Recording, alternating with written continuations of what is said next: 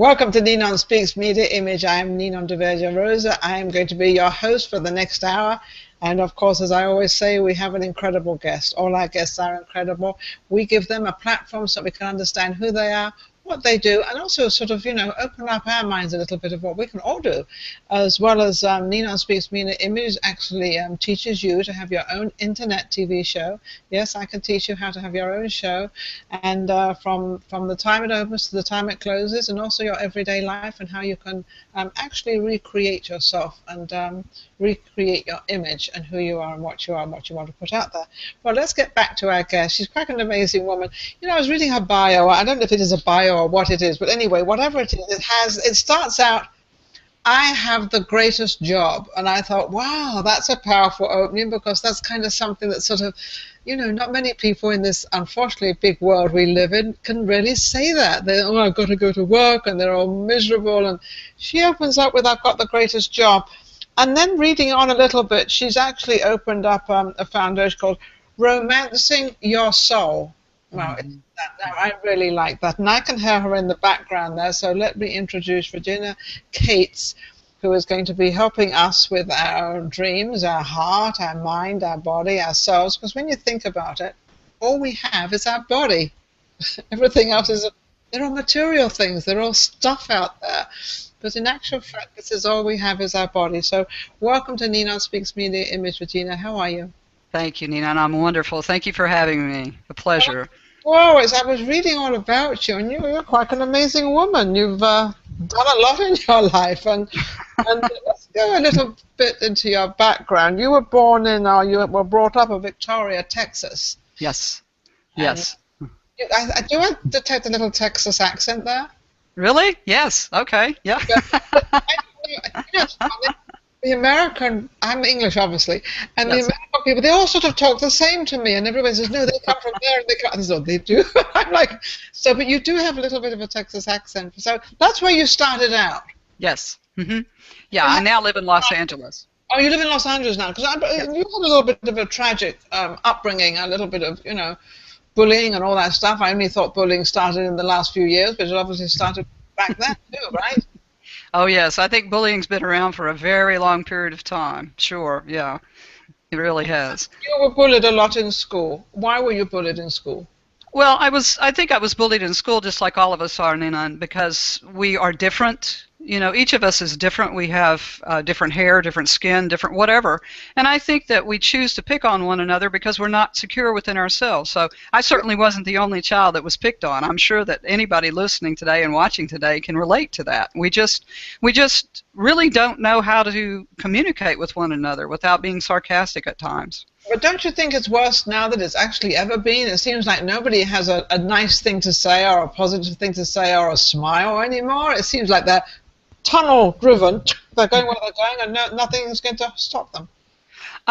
I agree with you, and I believe that media has a lot to do with that. There's a lot of shows on television now where it's just status quo to be sarcastic with one another, and I think that we need to remember that our actions teach. It's our actions that are teaching, so if we're sarcastic and snippy with one another, then our children are learning how to do this. Also, it's on the media. You see this all the time. You see these reality TV shows where people are constantly cutting one another down and trying to build themselves up, when it's exactly the opposite. When we lead with our heart, it's the opposite of that. We actually build other people up.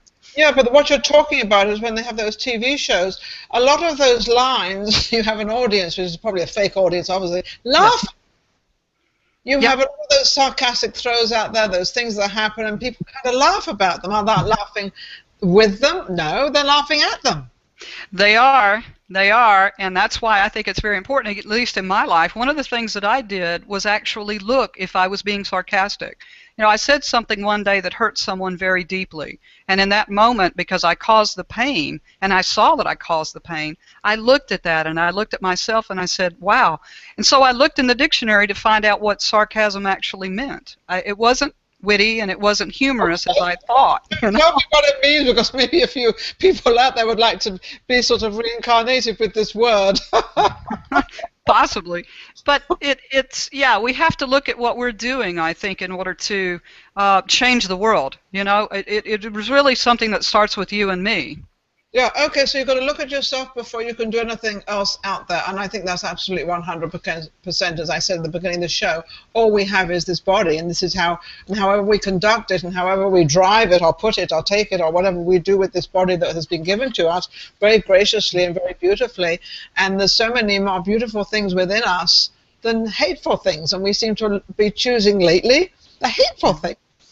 Well, I think some of us do, yes, but you know what else I'm encouraged by very much is that I see around me, at least in the work that I do and the people that I'm privileged to interact with, I see this growing heart feeling, this growing of wanting to support one another. I think we're tired of feeling like a victim. I think we're tired of all of the negativity, and I truly believe, and at least I witness in my life, that folks are choosing to step up, to ask more of themselves, to lead with their heart, so to speak. I'm going to interrupt on that because I'm going to turn around and say that's because of the karma and what you're surrounding us. And it's like I walked into a place this morning where I happened to know the woman, and I was just rearranging something. And I walked in, I was all happy, and she was also all happy. And I thought, wow, isn't this wonderful? We had a lovely conversation. It was so refreshing, rather sort of, I think it's what you actually present first before the other one, and if the other one suddenly sees it, because we seem to catch a moment in time very fast. We can react very, very fast. It's like a split second of whether someone's going to be nice or not nice. And it really is that short a time of what mood you're going to take on with that person. That's true, and I think that you and I have the power, because of the energy that we put out, to change the circumstance. I really believe that treating other people as we want to be treated doesn't mean waiting for them to go first. I believe that we have to set the example, definitely. Well, if we can, and I think if a lot of people listening to this show, if they can also set the example as well, because that's all you've got. You're setting your own example. If you set it with a long face, then you're going to have a reaction of, don't want to talk to you, don't want to be with you, or let's avoid that one. That's exactly right. Yeah, who wants to talk to that? But when we smile at someone might not necessarily smile at us, but we have given what we can, and in that moment we have shared our heart. And if anything can change the world, it's love. It really is. Love can, and it's funny you should say that, a smile. I was driving the other day, and I was just stopping at a stop sign, whatever it was, and there was a woman. I suddenly got my eye on this woman, and I just turned around and I could have smiled, and she was looking directly at me. She smiled at me as well. We have no idea who each other are. Right. Nothing. And but then the rest of my driving down, I thought, oh, isn't that nice? And it made me feel good. Yes, it makes you feel good. And not only did you feel good because she smiled, but she felt really great because she smiled at you too. These are the little things that you and I can do every single day to change the energy and around our planet. I think it's such a small thing: a hug, a supportive word, a smile. Wow, we have the power to change the world just in those actions. And we sure do. I have a thing that I've done for years and years, and I always put hugs at the end of emails. And sometimes I have to hesitate on it because I'm thinking, this person going to think I'm actually totally nuts because I don't even know them and I'm saying hugs. They're going to think this woman's really moving out there. So sometimes I have to, so I put warm regards or something like that. But I really want to I put hugs on everything because I just love the word hugs, and it's like you have that feeling of holding that person, or even just acknowledging and being nice to that person. It feels warm, doesn't it? Just to put that, I think that's great. It's warm. It is warm. Now, explain to me what is love? A lot of people, have it in different ways, and we all know there's different ways of love. Nina, and for me, because I've spent my lifetime, that's what the book is all about, is the journey of how I learned to love myself, and I had to define what love is to me because I had no clue. Well, why did you have any clue? Let's go back first then. Why did you not love yourself? What was wrong? Or what was wrong that you didn't take care of? When I was about 3 years old, I realized I was different. I was born gay in a fundamentalist Christian church in the southern part of the United States, so automatically. You are gay? Yes, still. Okay. Still, yes, yeah. Still, yeah, to this day. You're to get married too. Yeah, I haven't done it, but this was one of the I guess burdens that I learned to overcome, and I did not know how to love myself because I was persecuted. How old were you when you realized you were gay? 3 years old.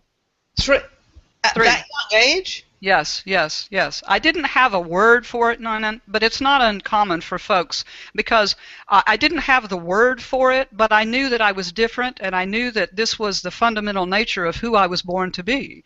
But I had to deal with all of that, so I didn't know how to love myself. I didn't know how to accept myself or be kind to myself. So I've spent my journey, that's what the whole book is about, my journey of learning to love myself.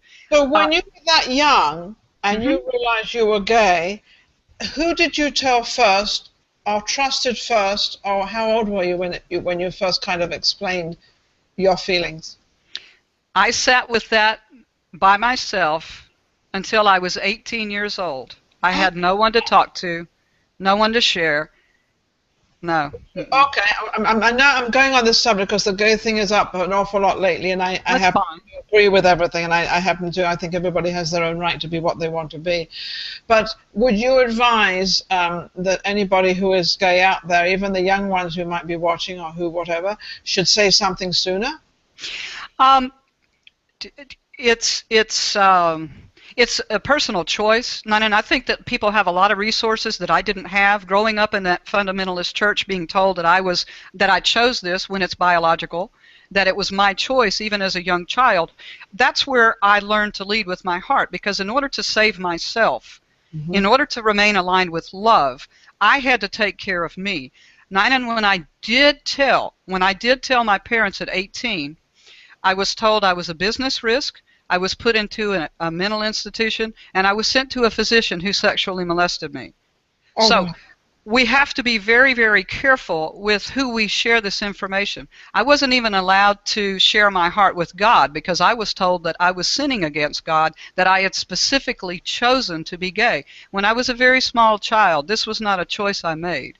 And now, of course, 3 years many old, years. I don't think so. At 3 years old, it was not a choice. No, well, yeah, exactly. And so, dealing with all of this stuff, but I have to make it very clear for everyone watching.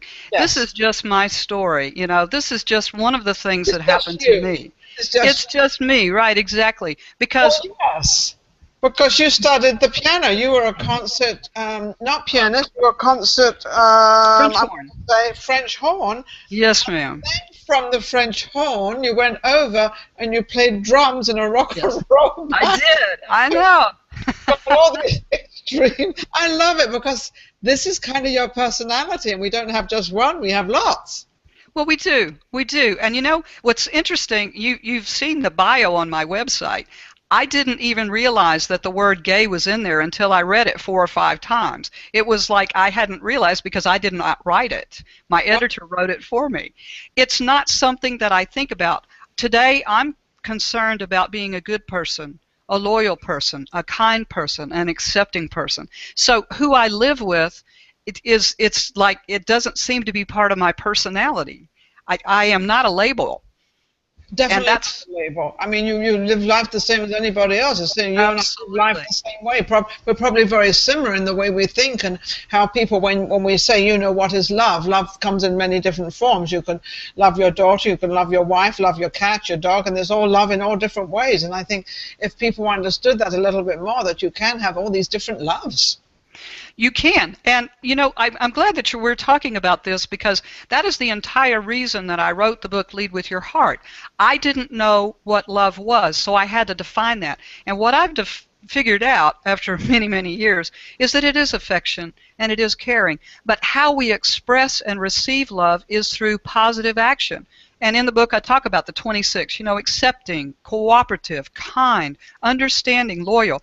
To answer your question about a young person who is gay, they need to find someone to speak with because there's so many people out there that you can speak with now. There's so Especially many. now, yeah, especially now. It's sort of, obviously it's in the open now, which is amazing. It's wonderful. But I That's think right. definitely, I think that I've met many of them. In fact, I did a TV show with the younger generation way back in '97.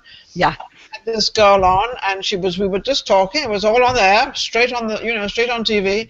And she mentioned that she was gay, and I said, "Well, do your parents know?" And she said, "No." And I said, "Well, they do now." They do now. They Exactly. do Right. now. But she was actually pouring her heart out of how she was, and she didn't know how to handle it, and she Oh, didn't know no. what to do. No. And so, yeah, No. that's No. tough. I didn't know how to handle it either. That's why it took me so many years to figure out. See, one of the things that's important is that I was born a very sweet and sensitive child, and I couldn't figure out why people were telling me that I was wrong or that you had to hate black people or you had to hate these others and then side with God. That never made sense to me. Whatever that energy is that is the divine was love. So I had a problem with the entire thing from the beginning, and I asked way too many questions. Well, that's because you probably had the love inside of you, and you always had that love. And it was other people rejecting the love they did not have. And they were projecting that out to you because that's all they knew why. And this is probably why you didn't understand, because you're thinking, well, that's not the way I'm thinking, and is this how it is? And I'm thinking this way, and you're telling me that way. And that's why you've got a lot of people out there that don't understand anything about love or giving to somebody else or helping somebody else. That's a form of love too. Absolutely. Sure. Being supportive, helping, understanding, just listening, sharing your heart with another person. That is the entire reason. You know, we're here for the relationships. We're here for the relationships. Why do we not love ourselves as much as we should, or trust ourselves, or listen to our inner self and listen to our heart as much as we should? For me, in my experience, it's because I think that we see ourselves simply as human beings, and we have something so much more inside us. It's what kept me alive.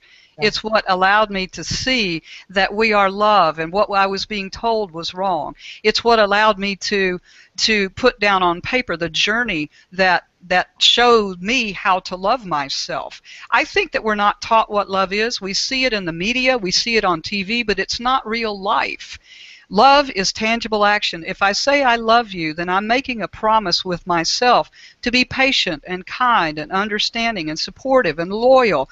I don't think we realize that that is the obligation of love. That's what it means to love. It's the obligation of love, but also it's the obligation of we're surrounded by people. I mean, that's what we're surrounded. Our whole life is created by other people. I mean, if I was just me in this whole entire world alone, I wouldn't worry about anything, but also I wouldn't be able to communicate with anybody. Right.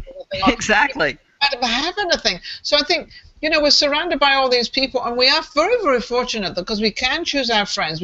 I know we can't choose our family, and sometimes that's a little bit awkward at times, but, you know, this is where love should really be tested, is to try to understand your family, try to understand your blood roots of where you come from, and your sisters and your brothers and your parents and everything. And I think it's very hard because children, especially, or young teenagers, are always out there saying, oh, well, you know, I'm never going to do this. My mother did it that way, and I'm going to do like it. And then later on, in years go by, and they start copying exactly what their mother did.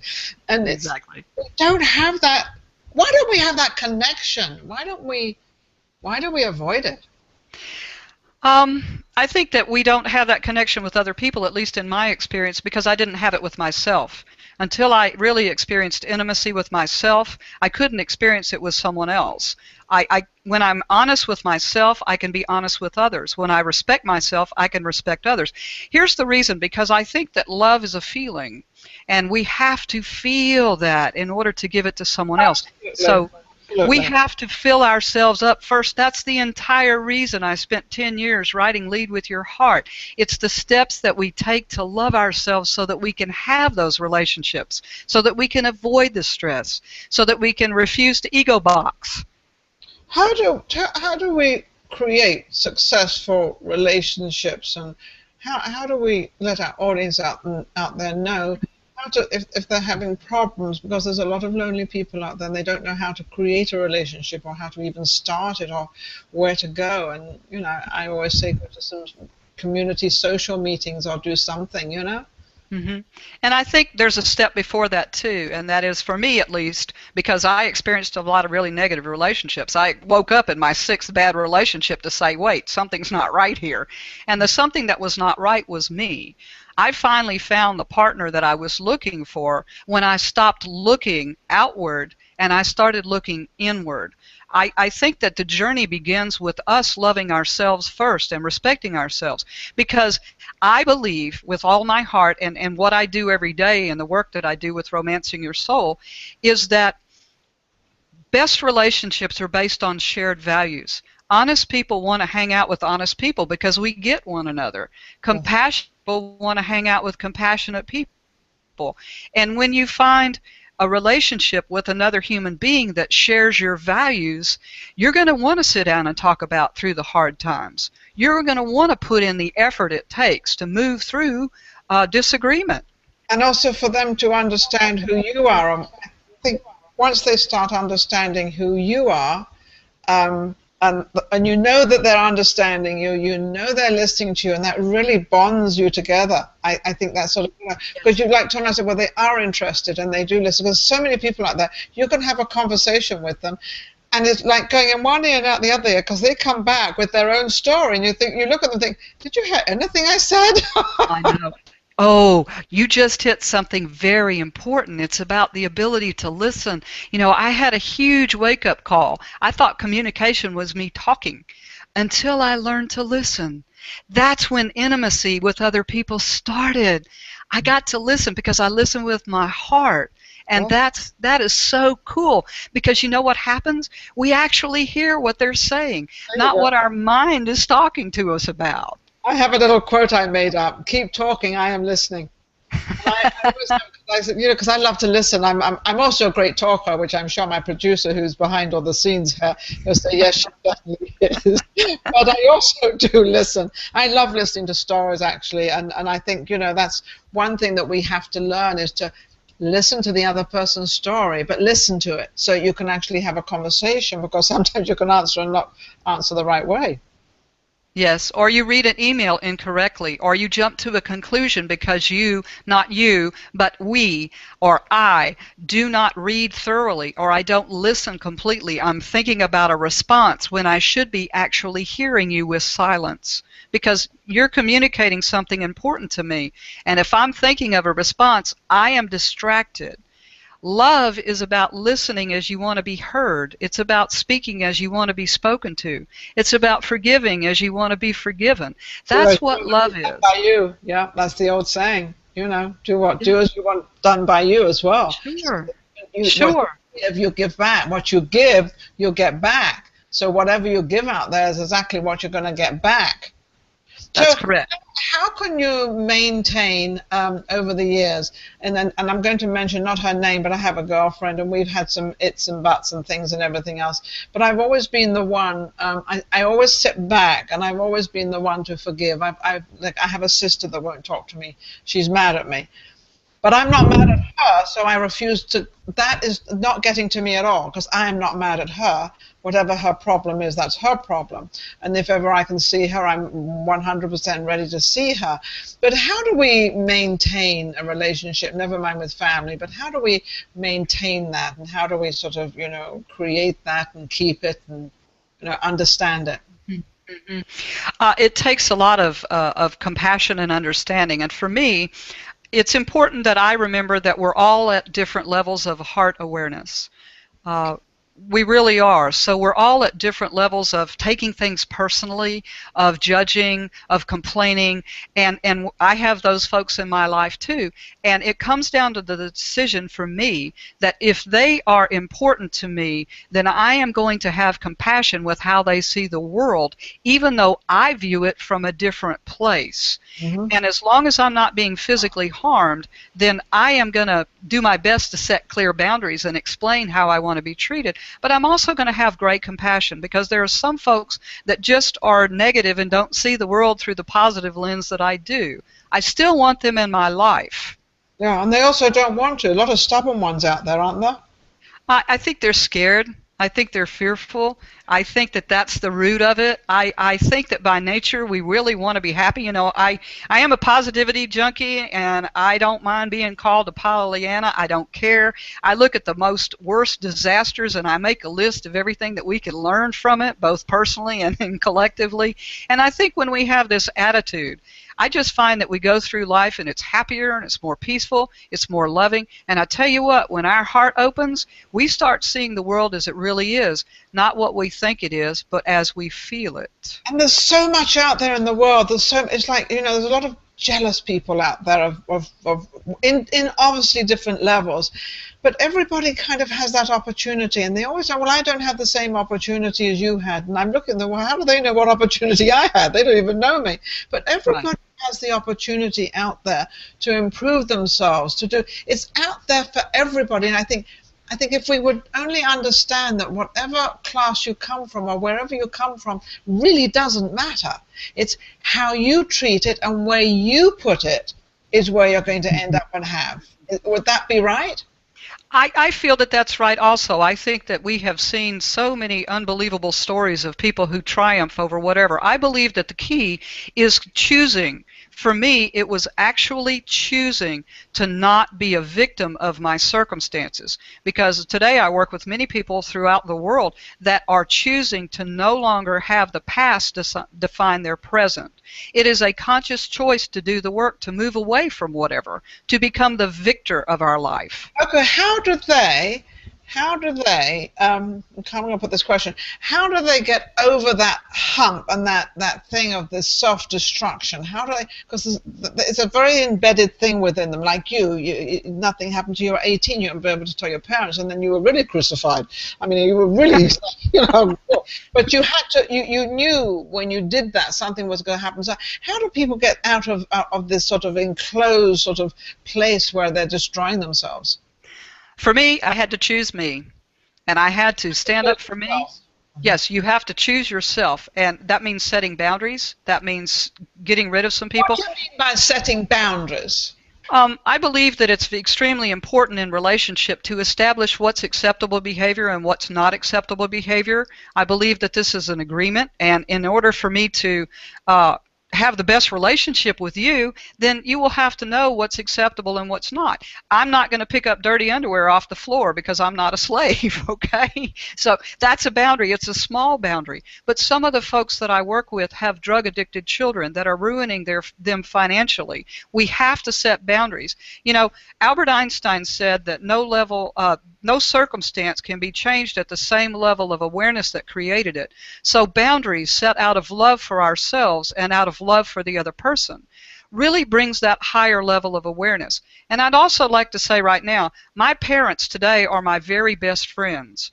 This is the power of love. This is the power of me forgiving what they did not know at the time that they now know today. My parents are now really behind me and extraordinarily proud. Did they ever say they were sorry for not understanding and giving you a hard time at 18 when you told them, who you were and what you were? Have they apologized to that? It wasn't necessary. It wasn't necessary for them to do that. No, because needed. No, our relationship now has become, and I have to tell you, it's one of the examples of me having a different level of understanding. Mm-hmm. And I've forgiven, and all I had to do was forgive. I want to tell a brief story if I have a moment. You have story. Let's go ahead. the story that changed my life. I was the MBA program director for a small college, and there was a professor that I overheard really berating a secretary. I, at that time, came to her defense, superhero rising up on the horse. And I told him that he was inappropriate and made an entire list of things that he did wrong. I got an email from him, and it was scathing. It was ripping me apart. In that moment, when I got that email, I made a decision because I started writing the nasty email back to him. And then all of a sudden... You started writing the email, and then you stopped. I stopped. All of a sudden, something hit my heart, and I asked myself, Regina, what good is this going to cause by you continuing to ego box with him?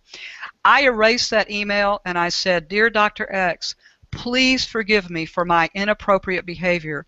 Now here's what I want to share, the miracle of what I want to share today, and it's the foundation of my entire work and my book. When I assumed responsibility for the way I behaved, regardless, because he was an ass also, regardless of how he behaved, it changed that relationship. And let me tell you how. When I left the college, the only gift I got was from him.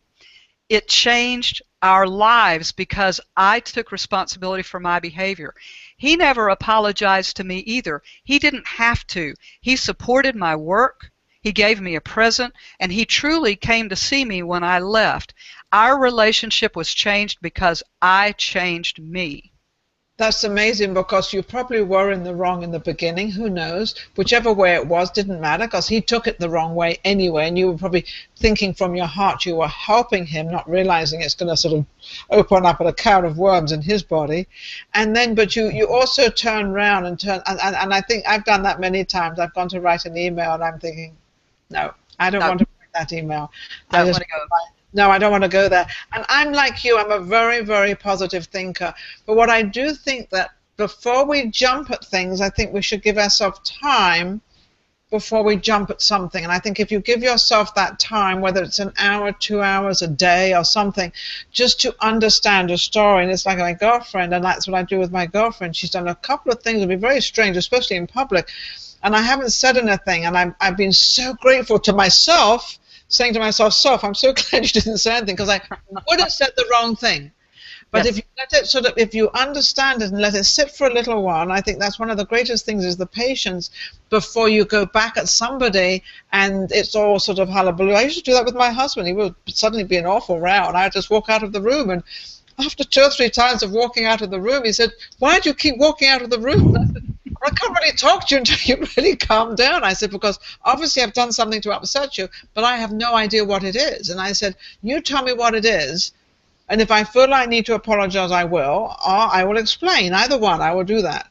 And anyway, we sorted it out. But he understood that, and he respected it. And it was something, like you said, like this teacher of yours, this man, Mr. X, it's like they suddenly understand, you know, and realize that, you know, well, we don't either have to apologize, but we just have to understand. Yes, and I think that what I learned in that experience, other than it transformed my life forever, is that changed people change people without trying. I wasn't trying to change him. I had no motivation for him to stand up and take responsibility for his actions. I was taking responsibility for mine, and in so doing, I earned his respect. And that was interesting. It was never my intent. It was just me taking responsibility for my actions. That's how powerful I think we are to change the world. That's the whole reason that I spend all of the time doing what I do and sharing what I share, because it was so transformational for me. How powerful do you think the world is now, since we're so integrated, especially America? America's very, very integrated. We have a tremendous amount of different nationalities. We've always had different nationalities, but nothing like now, because now the different nationalities are in abundance. There's many of them. Before, there's few and far between of them. So what do you think is going on with this sort of communication with different languages, different people, different countries? You know, it's where are we going with all this? Oh, goodness, I hope we're going to a giant group hug. I really do. I gotta get the arms, I gotta make Exactly, a group hug. I'm very fortunate to live in Los Angeles, California, and I am very fortunate to live with so many different people and so many different beliefs and customs. And I want to tell you something, that when we spend the time to get to know our neighbors, we will find that we are so much more alike than different. We hear so much stuff that is so untrue. I live among the kindest, nicest people on the planet, and they come from all countries. Yeah, but that's because of what you reject. That's because of it's coming from your heart, and you're rejecting this positivity. Well, but then there's also the people on the bus that accost me. Oh, no. Well, that's because they didn't know you. Well, that's possible. However, I am not immune to folks who attack. In fact, in my position, I'm attacked quite often. I don't know if they're toying with me or playing with me or seeing if they can get me to ego box. Okay, so, why are you attacked often then? Well, I think that whenever the light is out there and someone is shining brightly, that it makes people nervous at times. And if they have a different agenda, then I'm sure that you have found this too, then they're going to come at you, and that's what happens for all of us. Come up at me all the time, and I just look at them cross-eyed, like, and I look, what did you say, or what are you on about? And I'm the type of person who will twist it around and make it nice, and then make it a friendly conversation and make the whole thing friendly, because that's just kind of how I am. Perfect. But I have a lot of problems with women. women. I have a lot of problems with women. And it's just, I don't know what that is, the jealousy side or what, I don't know what it is. Well, we can't control anyone else other than ourselves, and we can't change anyone else. And if someone's jealous, I think that they're insecure. At least when I was jealous of others, it was because I was insecure. I didn't feel comfortable with my own identity. And as soon as I felt comfortable with who I am, and I concentrate on me and being the best me I can possibly be, I'm no longer jealous of anyone. In fact, I have gone to the place of really wanting to be of support to as many people as I possibly can, putting it out there. So you're right, we do attract what we put out, but also we're going to be in circumstances where people just don't get what we're doing. They just have no clue. And I think they're scared of it, even though they want what we have. Yes, I think, yeah, absolutely, you hit the nail on the head. Now, I want to ask, why did it take you, and it does take a lot of people, why did it take you 10 years to write your book? Because and 10 years is a long span, so what you were thinking here and what you ended up with is quite a few years apart. So, because to be honest with you, it is actually the process of what I did, the steps that I take every single day to be love. So there were 3 books before that. One of them was titled Being an Ass is a Choice. So in order to get over my own personal prejudices and my own personal judgments, I had to work through all of that. This was a process for me too of finally shedding everything that was going on. And this is the handbook that came out as a result of me sitting down and connecting with the higher, wiser part of me, the heart, that allowed me to put on paper my story with the specific intent of allowing folks to avoid some of the challenges and problems that I went through. So this book actually took 2.5 years to write, and then it took 2.5 more years to get the endorsements that I have, which is pretty huge, and to have it published. So it's an exercise in patience. And did you enjoy it? I mean, I wrote a book with another young lady, and it's all about volunteering, and it's a pretty book, but you don't need a massive brain to write the thing. But I never ever thought in a million years I would ever write a book. But I kind of got sort of conned into it because I had a foundation and I was working and helping a lot of people out there, which is what I wanted to do, and I had some enjoyment on it. But it's sort of, did you get pleasure out of it? Immense pleasure, yeah, because I'm sharing my heart with the world, and that's what makes me happy. It was a very big challenge. It was not something that I ever set out to do, but I sat down one day and I began. I guess it was channeled through me, shall we say.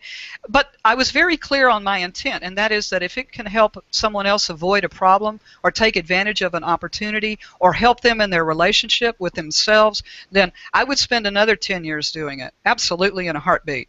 That's amazing. What message can you give out there to parents, because you brought this up a little while ago, to parents with their children taking drugs and everything?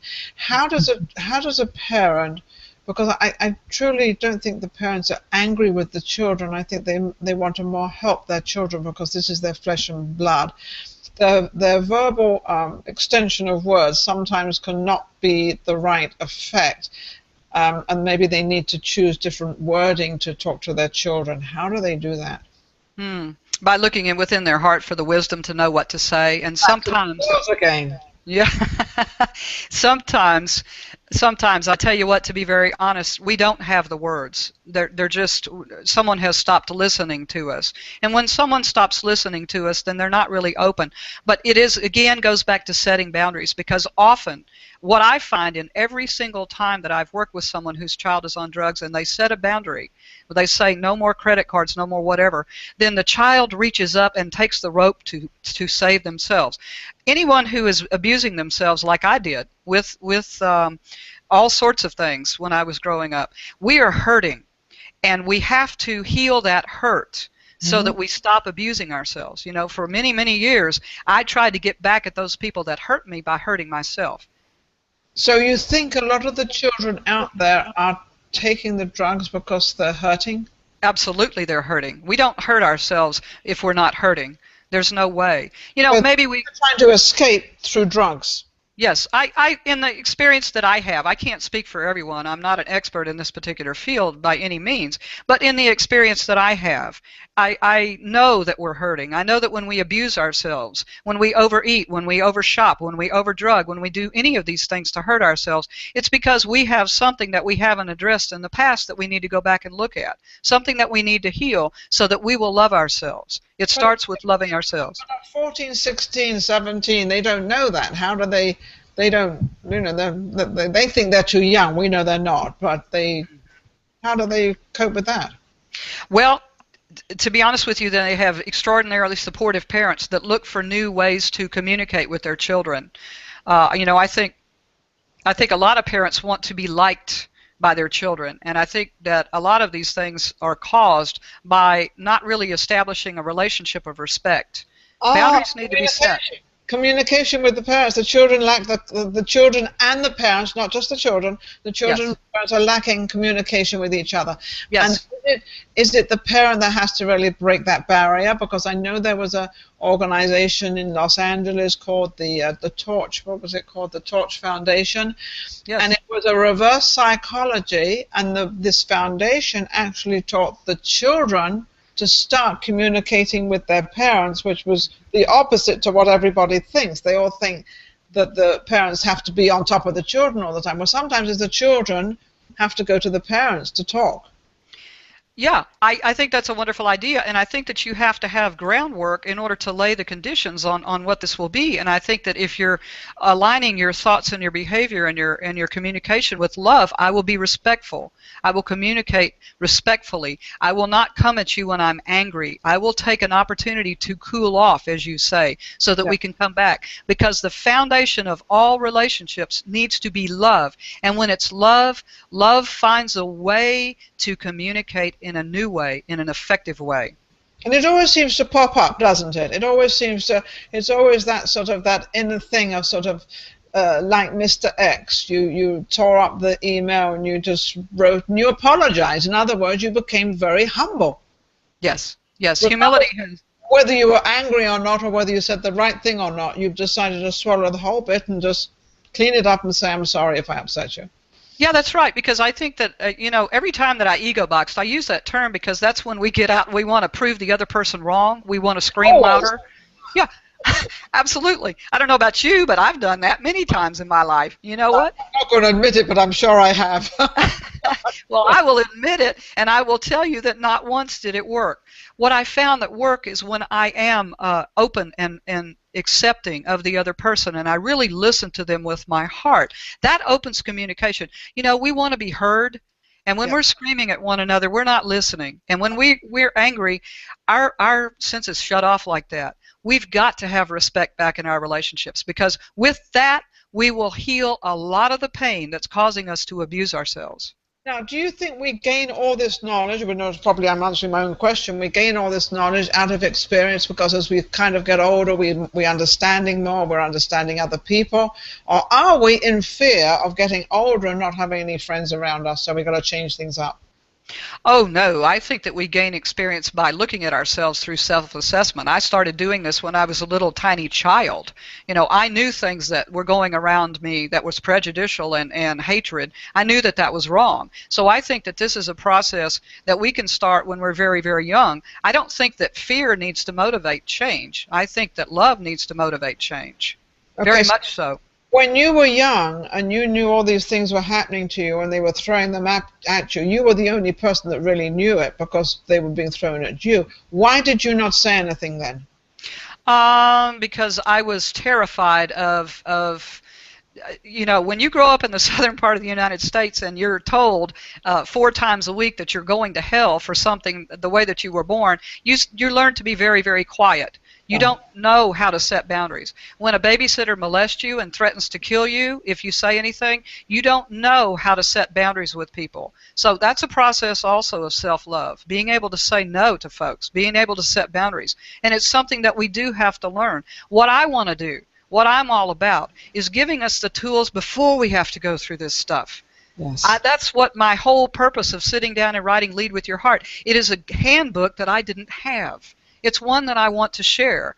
How can they get this book, by the way? Where can they get it? At any bookstore throughout the nation. It's on Amazon. It's on Barnes & Noble. It's available in the United Kingdom. It's available in Canada. It's out there. Okay. And it's called, this one's called Romancing Your Soul, or this one's called the other one? It's my book. My organization is Romancing Your Soul. That's where you'll find me on the website and on Facebook. My book is Lead with Your Heart. Yeah, Lead with Your Heart. Creating a life of love, compassion, and purpose.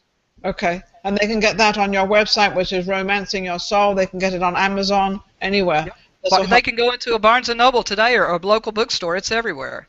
Okay. And so they can reach it anywhere. What is your website? RomancingYourSoul.com.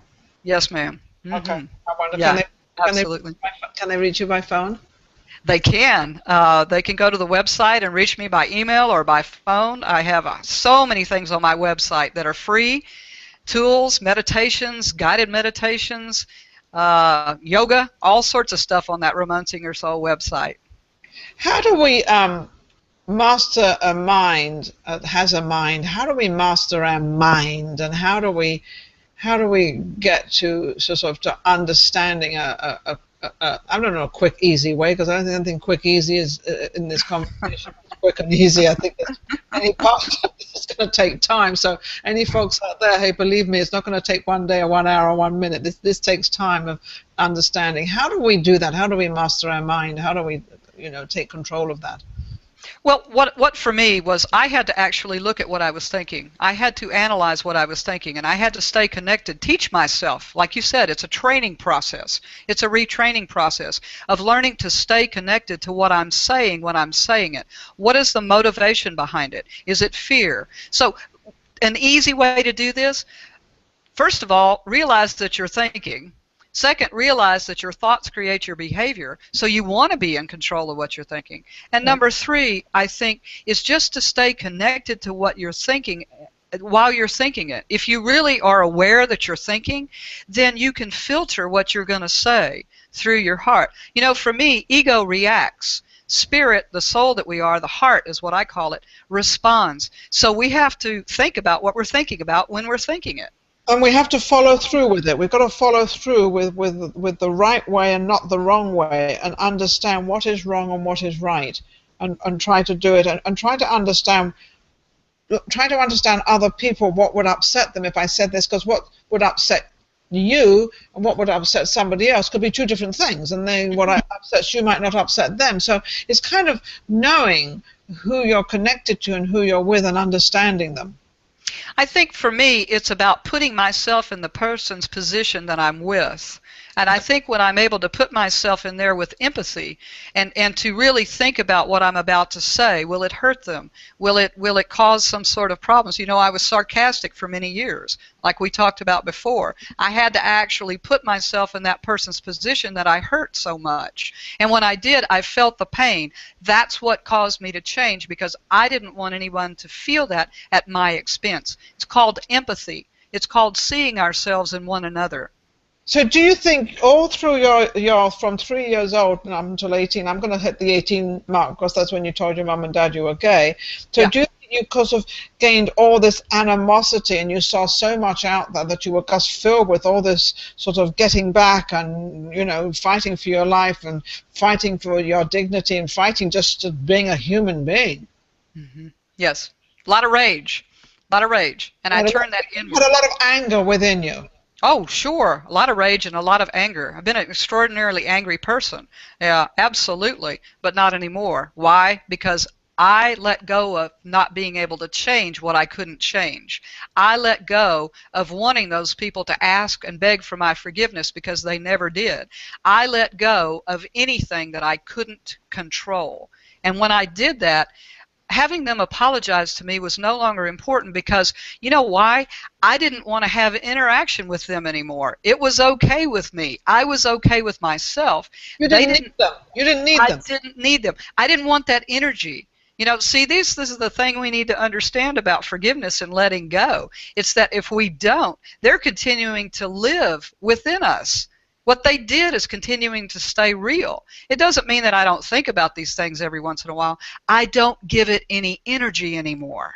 It's no longer. Because you don't need to, because No. you've forgiven them and you've forgiven yourself, and you've Yes. kind of put the two things together, and it's not worth even talking about, bothering about. It's just a waste of time. And that's funny, because that's like when you have lots of little jobs to do, little things that really don't matter.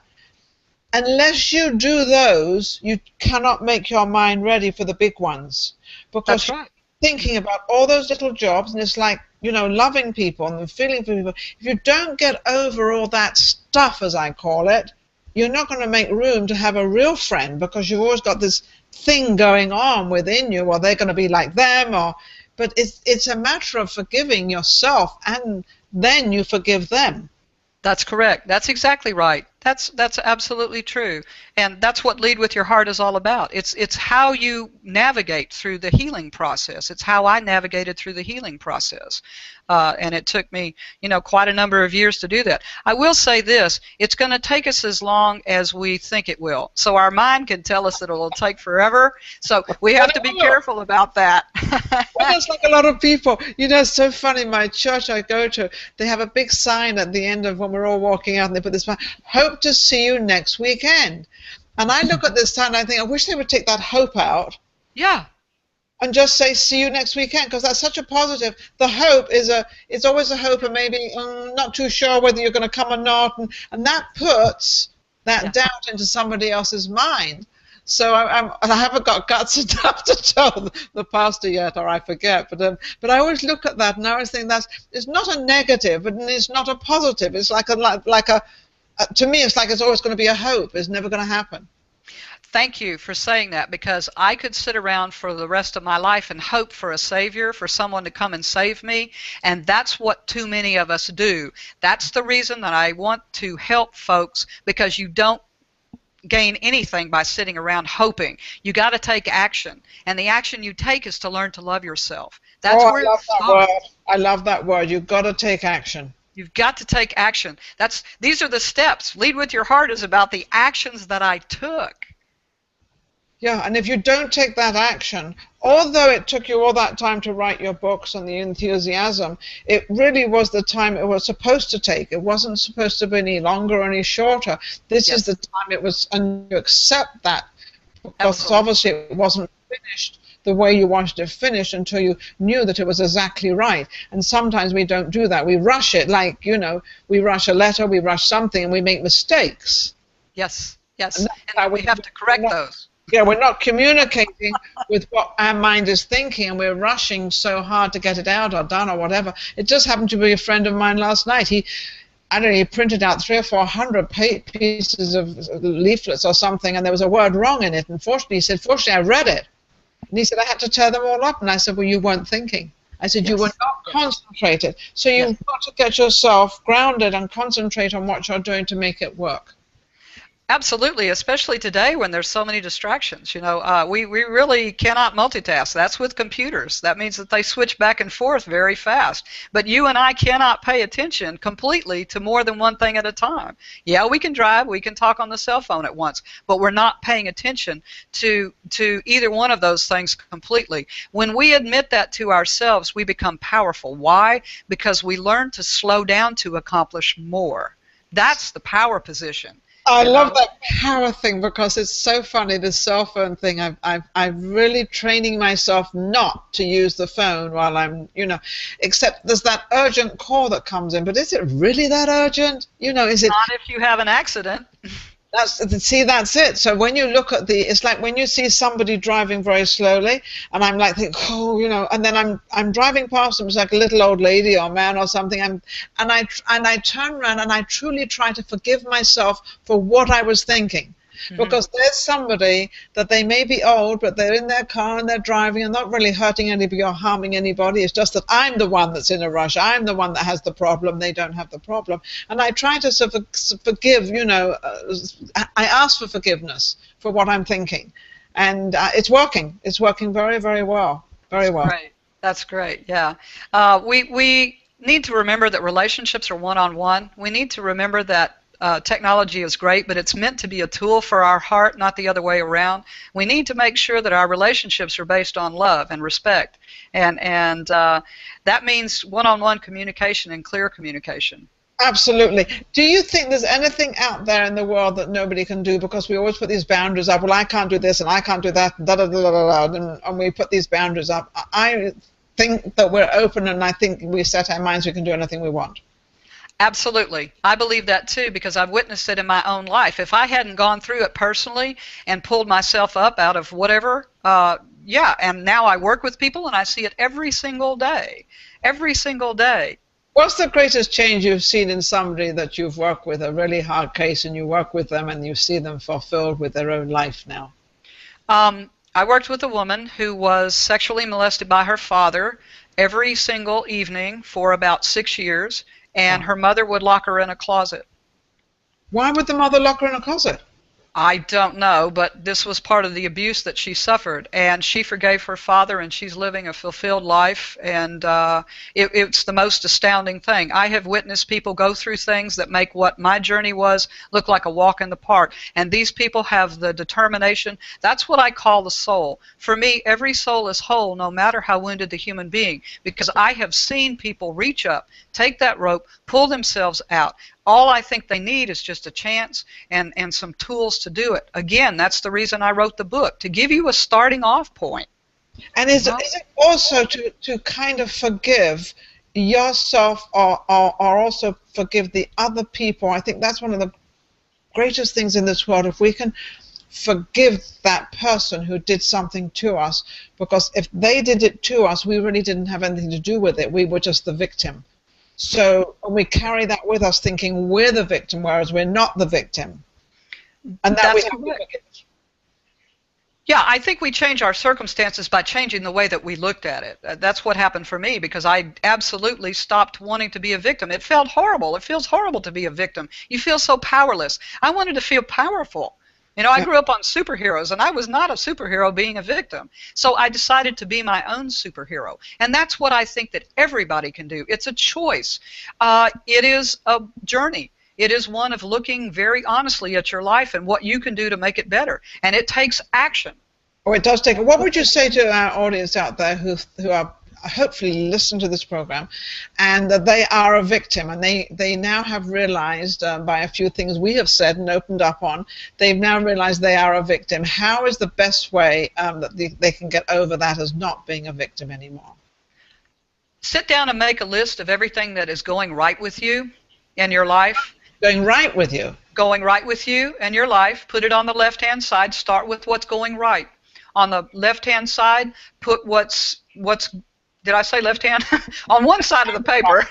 On one side of the left hand you've got all what's right, and on the right hand all what's wrong.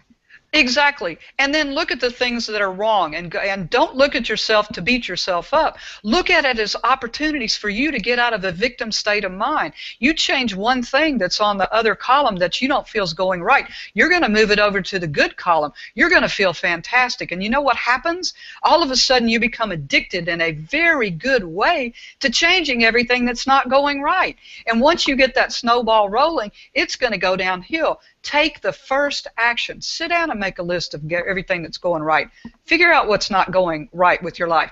Take one thing and change it. Once you do, you're going to be a superhero. It's fantastic. They've always said, write it down. That's always been a very big thing. Write it down, and then you'll be able to accomplish it. You'll be able to take care of it. You'll be able to do it. Absolutely. It makes it powerful when you see it. Yeah. Yeah.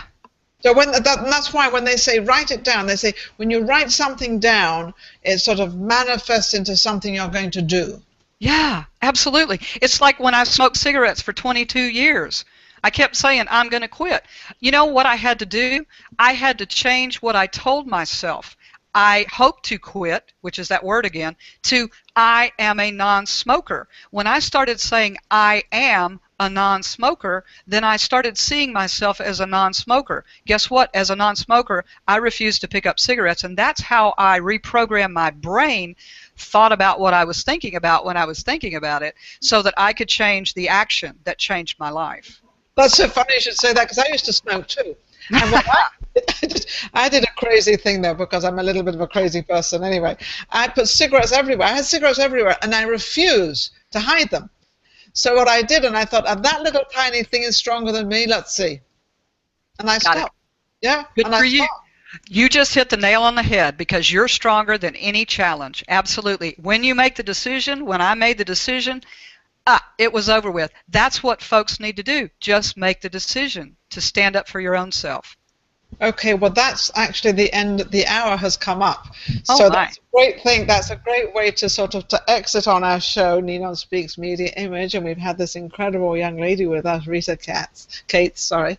And we've learned an awful lot, and I hope my audience out there have learned that you are a person, you are loved, we love you, and it's just a matter of connecting with yourself. And I think it sounds very simple, and I know it's not simple, but just connect with yourself. Don't forget to write this stuff down, all the bad things on the left and the good things on the right. I guarantee there's going to be more good things than bad things. I guarantee that. On that, I'm going to say thank you for listening. It's been a great show. Regina, you've been amazing, and thank you so much. It's a pleasure to have you with us. Thank you. Hope they've learned a lot out there, that I'm sure they will. They can reach you at Romancing Your Soul, and the book is Lead with Your Heart. So don't forget to lead with your heart. I will see you all next week with Ninon Speaks Media Image, and thank you for watching. Take care. Bye-bye.